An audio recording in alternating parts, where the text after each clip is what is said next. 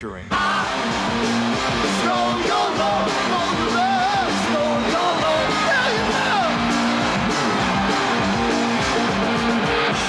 far as the makeup went, let's face it, when you play someplace like this, you better make sure you can be seen by the last row. You want to know that somebody down there doesn't look on the stage and go, is that an ant? Or is that Paul? Is that Gene? It was a sentiment that would be shared by many in the business. If you wanted to be big, your set had to be big as well. Ladies and gentlemen, I'd like to welcome you to the Hollywood Bowl. The gentleman you've all been waiting for, the biggest, most colossal, gigantic, fantastic Elton John.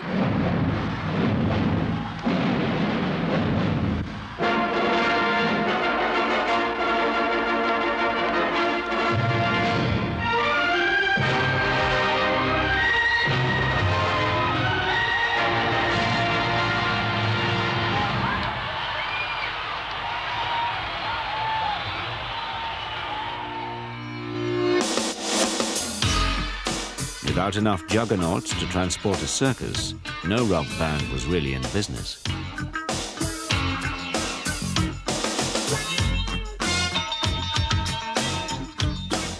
Indeed, the whole industry was beginning to change. When artist Guy Pilar painted these fantasy portraits in 1974, he showed his rock stars living in an increasingly showbiz world of cabaret and limousines. Meanwhile, Bowie himself was in trouble. Despite the success of Diamond Dogs, de Vries's heavy spending on it had finally bankrupted Main Man, and Bowie had developed an increasingly heavy cocaine habit while living in Los Angeles. Oh, we're not stopped. Is there anything behind us?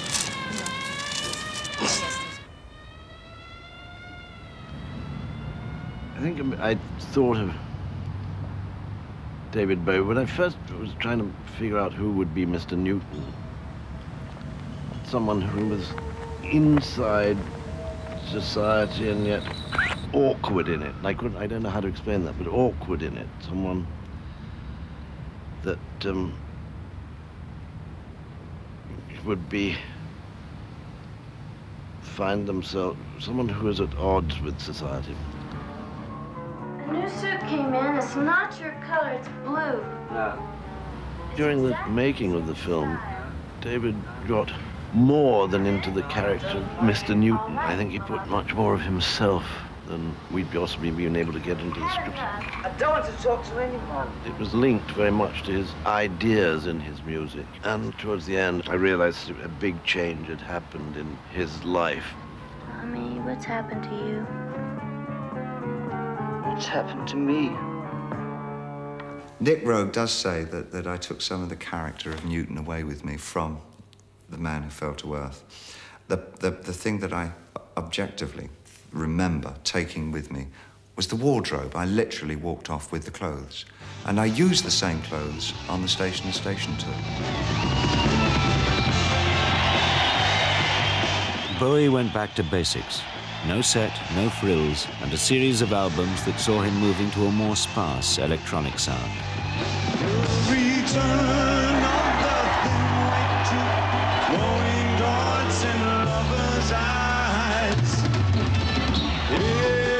He also made a surprising move away from America. Well, okay, personal reasons for going to Berlin were really to get me out of Los Angeles, which at the time I knew nobody but bad people, and I was doing nothing but bad stuff.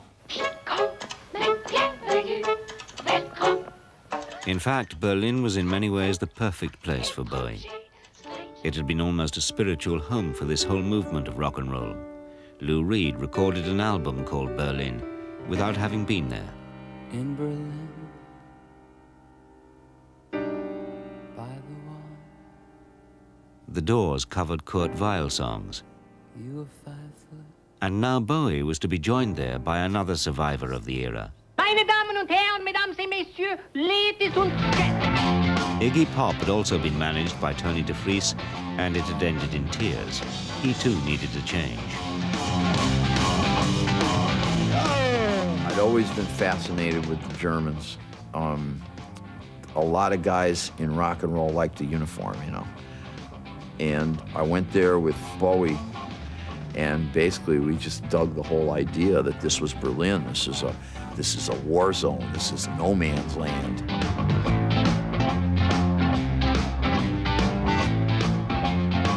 And I had this book of Jim Morrison poetry, and one of the poems in it was about modern life as a journey by car. I am the passenger, and I ride through the city's backsides. I see the stars come out of the sky. Yeah, the bright and hollow sky. You know, it looks so good tonight. Heroes and Lust for Life were both pure German products. The studio where those were made had a gun turret, lookout post for the guys who would watch to try to keep people in the East, straight out the window of the control booth, and sometimes they'd wave to us. It's a hell of an atmosphere. Absolute Ruhe, bitte.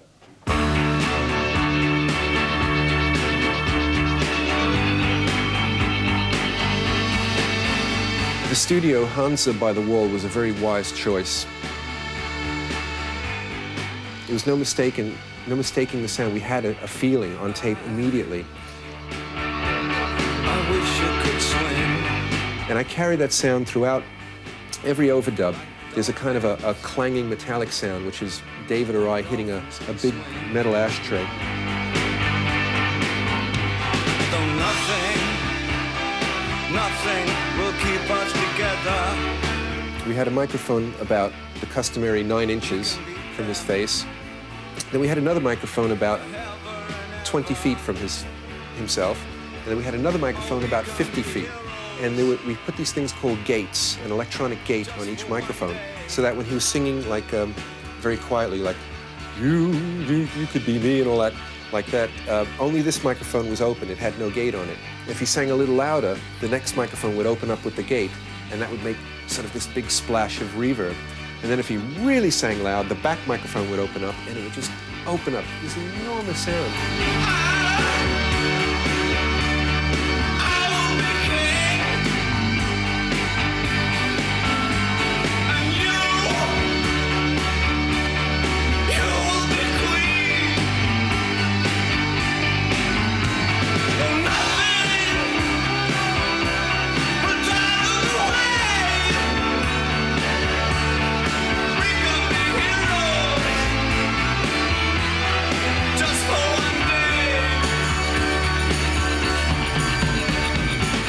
Heroes was in many ways a pivotal song in the history of rock and roll. It looked forward to the simpler, more direct sounds that punk and the electronic music of the 80s would follow.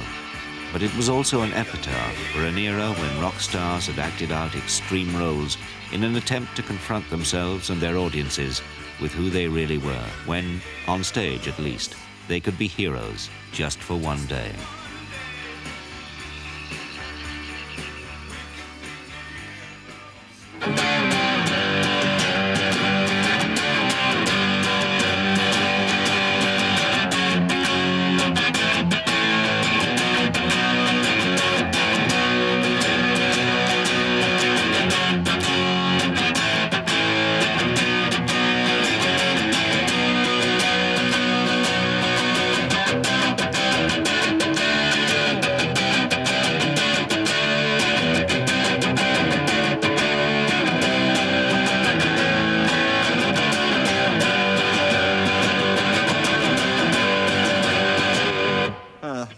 Like, hang on to yourself. I mean, pretty much that was just strap the guitar on and thrash it to death, basically. Come on, if you think you're gonna make it, you better hang on to yourself.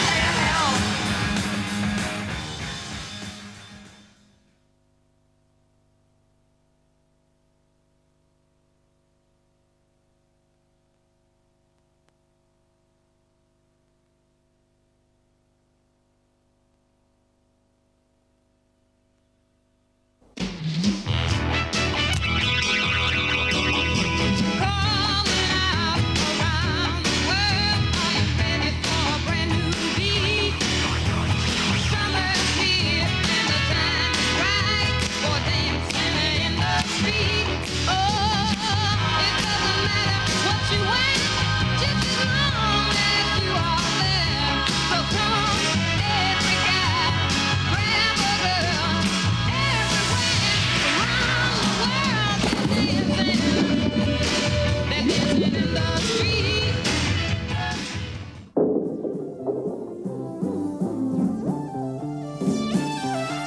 By the 1970s, rock music had started to take itself very seriously indeed.